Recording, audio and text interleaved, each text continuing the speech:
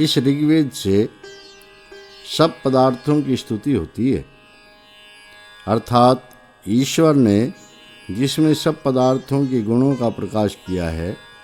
इसलिए विद्वान लोगों को चाहिए कि ऋग्वेद को प्रथम पढ़ के उन मंत्रों से ईश्वर से लेके पृथ्वी पर्यंत सब पदार्थों को यथावत जान के संसार में उपकार के लिए प्रयत्न करें।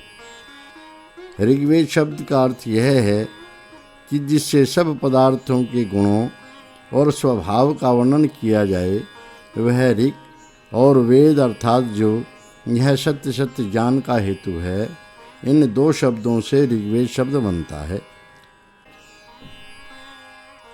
अथ द्वितीयं सूक्तम् ऋषिः मधुच्छन्दाः देवता वायुः इन्द्रवायु मित्रावरुणौ छन्दः पिपीलिका मध्या निश्रित गायत्री गायत्री निश्रित गायत्री स्वरः षड्जः। मंत्र 1। वायवाया हि दर्शते मे सोमा अलंकृताः तेषां पाहि श्रुते हवम्। पदार्थान्वय भाषा। हे ज्ञान से देखने योग्य अनंत बल युक्त सबके प्राण रूप अंतर्यामी परमेश्वर, आप हमारे हृदय में प्रकाशित होजिए। जैसे आप हैं कि जिन्होंने इन प्रत्यक्ष संसारी पदार्थों को अलंकृत अर्थात सुशोभित कर रखा है, आप ही उन पदार्थों के रक्षक हैं। इससे उनकी रक्षा भी कीजिए और हमारी स्तुति को सुनिए। तथा इस प्रसादी गुणों से देखने योग्य सब मूर्तिमान पदार्थों का आधार और प्राणियों के जीवन का हेतु भौतिक वायु सबको प्राप्त होता है।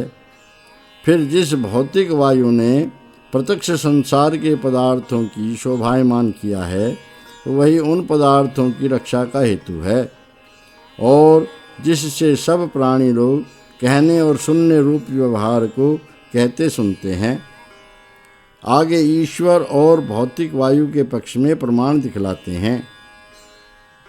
प्रवावर्जे, इस प्रमाण से वायु शब्द से परमेश्वर और भौतिक वायु पुष्टिकारी और जीवों की यथायोग्य कामों में पहुंचाने वाले गुणों से ग्रहण किए गए हैं।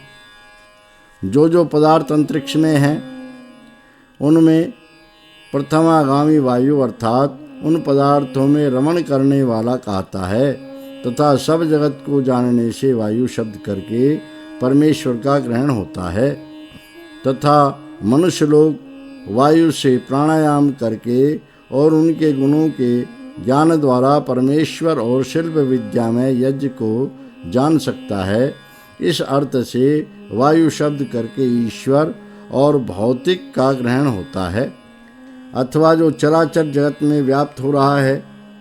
इस अर्थ से वायु शब्द करके परमेश्वर का तथा जो सब लोगों को परिधि रूप से घेर रहा है, इस अर्थ से भौतिक का ग्रहण होता है, क्योंकि परमेश्वर अंतर्यामी रूप और भौतिक प्राण रूप से संसार में रहने वाले हैं। इन्हीं दो अर्थों की कहने वाली वेद की यह ऋचा जाननी चाहिए। इस प्रकार से इस ऋचा का वायवाही दर्शनीय इत्यादि व्याख्यान निरुक्तकार ने भी किया है, सो संस्कृत में देख लेना। वहाँ भी वायु शब्द से परमेश्वर और भौतिक इन दोनों का ग्रहण है। वायु सोमस्य, जैसे वायु अर्थात परमेश्वर उत्पन्न हुए जगत की रक्षा करने वाला और उसमें व्याप्त होकर उसके अंश अंश के साथ भर रहा है। इस अर्थ से ईश्वर का तथा सोमबल्ली आदि औषधियों के रस हरने और समुद्र आदिकों के जल को ग्रहण करने से भौतिक वायु का ग्रहण जानना चाहिए। वायोर्वा इत्यादि वाक्यों में वायु को अग्नि के अर्थ में भी लिया है। परमेश्वर का उपदेश है कि मैं वायु रूप होकर इस जगत को आप ही प्रकाश करता हूँ, तथा मैं अंतरिक्ष लोक में भौतिक वायु को अग्नि के तुल्य परिपूर्ण और यज्ञादिकों को वायुमंडल में पहुँचाने वाला हूँ। भावार्थ। इस मंत्र में श्लेषालंकार है। जैसे परमेश्वर के सामर्थ्य से रचे हुए पदार्थ नित्य ही सुशोभित होते हैं, वैसे ही जो ईश्वर का रचा हुआ भौतिक वायु है उसकी धारणा से भी सब पदार्थों की रक्षा और शोभा तथा जैसे जीव की प्रेम भक्ति से की हुई स्तुति को सर्वगत ईश्वर प्रतिक्षण सुनता है, वैसे ही भौतिक वायु के निमित्त से भी जीव शब्दों के उच्चारण और श्रवण करने को समर्थ होता है। मंत्र 2। वायुक्तिर्विचरन्ति त्वामच्छाचरितारः सुतसूमार्पितः। पदार्थ। हे अनंत बलवान ईश्वर, जो विज्ञान रूप प्रकाश को प्राप्त होने और आदि पदार्थों के रस को उत्पन्न करने, स्तुति और सत्कार के करने वाले विद्वान लोग हैं, वे वेदोक्त स्तोत्रों से आपको साक्षात करने के लिए स्तुति करते हैं। भावार्थ। यहाँ श्लेषा अलंकार है। इस मंत्र में जो वेदादि शास्त्रों में कहे हुए स्तुतियों के निमित्त स्तोत्र हैं, उनसे व्यवहार और परमार्थ विद्या की सिद्धि के लिए परमेश्वर और भौतिक वायु के गुणों का प्रकाश किया गया है। इस मंत्र में वायु शब्द से परमेश्वर और भौतिक वायु के ग्रहण करने के लिए पहले मंत्र में कहे हुए प्रमाण ग्रहण करने चाहिए। मंत्र 3। वायु तव प्रपृञ्चति धीनाजिगातिदाशुषे रुचि सोमपीतये। पदार्थ। हे वेद विद्या के प्रकाश करने वाले परमेश्वर, आपकी सब विद्याओं के संबंध से विज्ञान का प्रकाश कराने और अनेक विद्याओं के प्रयोजनों को प्राप्त कराने हारी 4 वेदों की वाणी है, सो जानने योग्य संसारी पदार्थों के निरंतर विचार करने तथा निष्कपटता से प्रीति के साथ विद्या देने वाले पुरुषार्थी विद्वान को प्राप्त होती है। दूसरा अर्थ। इस भौतिक वायु के योग से जो शब्दोच्चारण श्रवण कराने और अनेक पदार्थों को जनाने वाली वाणी है, सो संसारी पदार्थों के पान करने योग्य रस को पीने व शब्दोच्चारण श्रवण करने वाले पुरुषार्थी विद्वान को प्राप्त होती है। भावार्थ। यहाँ भी श्लेषा अलंकार है। दूसरे मंत्र में जिस वेदवाणी से परमेश्वर और भौतिक वायु के गुण प्रकाश किए गए हैं, उसका फल और प्राप्ति इस मंत्र में प्रकाशित की गई है।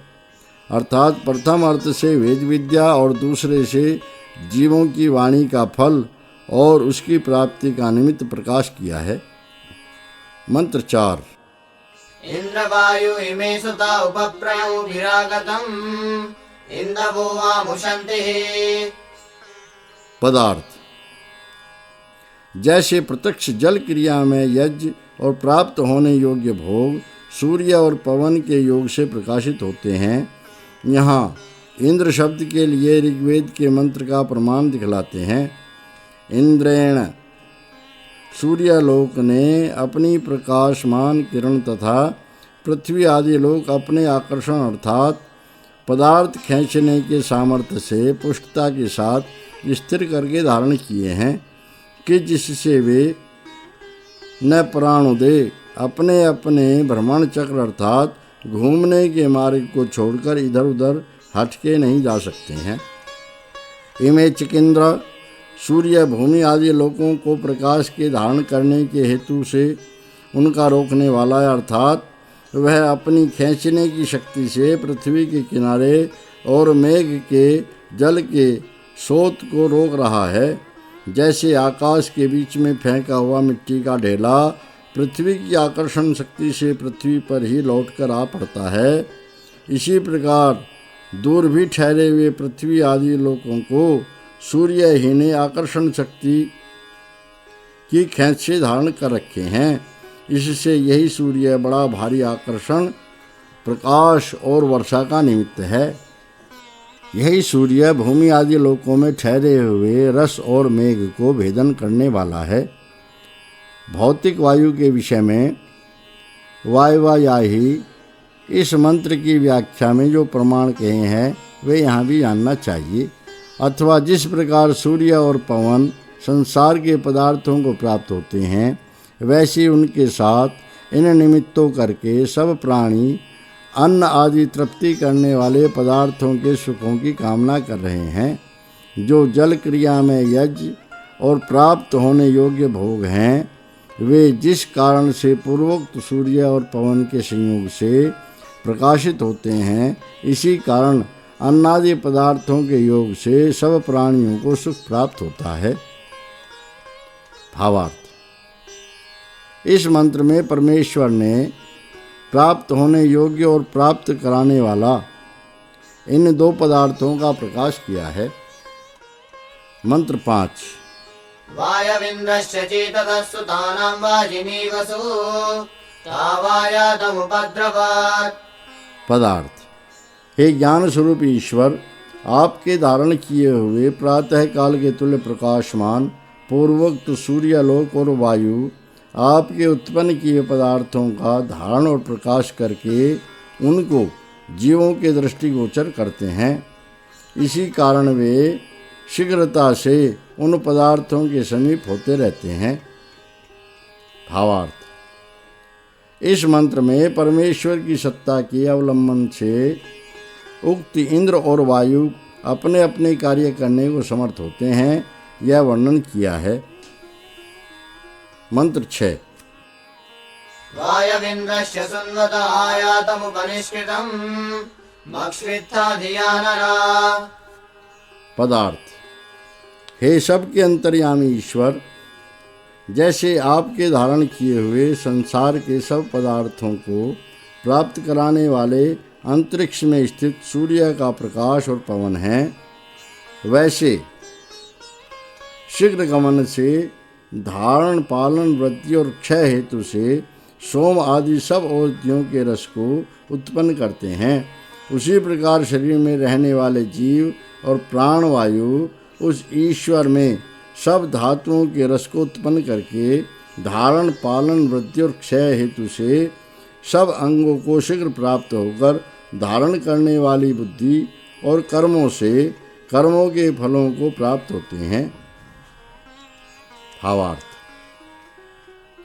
ब्रह्मांडस्थ सूर्य और वायु सब संसारी पदार्थों को बाहर से तथा जीव और प्राण शरीर के भीतर के अंग आदि को सब प्रकार प्रकाश और पुष्ट करने वाले हैं, परंतु ईश्वर के आधार की अपेक्षा सब स्थानों में रहती है। मंत्र 7। मित्रं मुमे पूतदक्षं वरुणं च ऋषादसं धियं कृताचिं साधन्ता।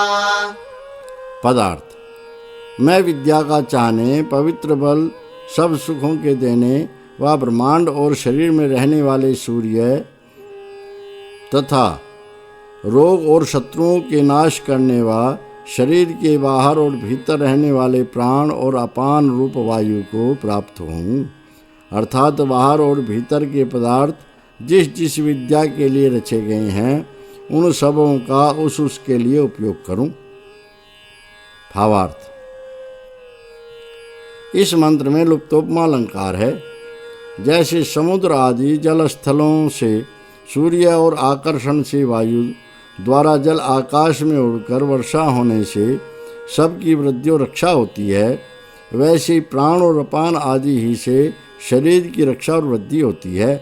इसलिए मनुष्यों को प्राण अपान आदि वायु के निमित्त से व्यवहार विद्या की सिद्धि करके सबके साथ उपकार करना उचित है। मंत्र 8। ऋतेन मित्रा वरुणा वृता वृथा वृतस्पृशा ऋतुं म्रियन्तमासाते। पदार्थ: सत्य स्वरूप ब्रह्म के नियम में बंधे हुए ब्रह्म ज्ञान बढ़ाने, जल के खींचने और वर्षाने, ब्रह्म की प्राप्ति कराने में निमित्त तथा उचित समय पर जल वृष्टि की करने वाले पूर्वोक्त मित्र और वरुण अनेक प्रकार के जगत रूप यज्ञ को व्याप्त होते हैं। भावार्थ: परमेश्वर के आश्रय से उक्त मित्र और वरुण ब्रह्म ज्ञान के निमित्त जल बरसाने वाले सब मूर्तिमान व अमूर्तिमान जगत को व्याप्त होकर उसकी वृद्धि, विनाश और व्यवहारों की सिद्धि करने में हेतु होते हैं। मंत्र 9। कवीनो मित्रा वरुणा तुभिजाता उरुक्षया दक्षं ददाति अपसम्। पदार्थ जो बहुत कारणों से उत्पन्न और बहुतों में प्रसिद्ध संसार के बहुत से पदार्थों में रहने वाले दर्शनादि व्यवहार के हेतु पूर्वोक्त मित्र और वरुण हैं, वे हमारे बल तथा सुख व दुख युक्त कर्मों को धारण करते हैं। भावार्थ जो ब्रह्मांड में रहने वाले बल और कर्म के निमित्त पूर्वोक्त मित्र और वरुण हैं, उनसे क्रिया और विद्याओं की पुष्टि तथा धारणा होती है। जो प्रथम सूक्त में अग्नि शब्दार्थ का कथन किया है, उसके सहायकारी वायु, इंद्र, मित्र और वरुण के प्रतिपादन करने से प्रथम सूक्तार्थ के साथ इस दूसरे सूक्तार्थ की संगति समझ लेनी चाहिए। यह दूसरा सूक्त समाप्त हुआ।